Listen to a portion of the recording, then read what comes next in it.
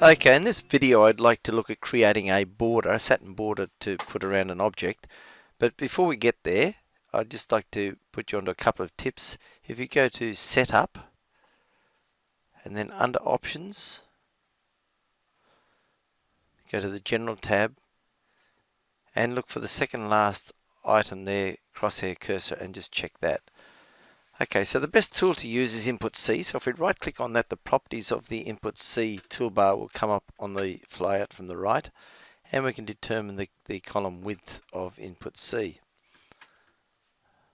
I'll just nominate a value there at 4 millimeters, and then we'll just go to the monitor and digitize. Now remember that left clicks create sharp or hard angles, and right clicks will create curves. So in order to make a rectangular shape, they'll all be left clicks. The other thing you'll notice is that it's really quite easy for me to get a lovely horizontal line here, and that's because I'm holding down the control key, and you'll see that the mouse or the line jumps in 15-degree increments. So as soon as I get closest, less than 7.5 degrees to horizontal, it'll jump to the horizontal position, and the same with the vertical line. So holding the control key down. Now you can see the benefit of the crosshair cursor. I can line up exactly under the first input node, whereas if it was just an arrow mouse pointer, it would be much more difficult to do that. Of course I could use the grid, but the crosshair cursor makes it much easier. You can see a pattern in the border here. That's because I had engaged flexi split. I'll just turn that off.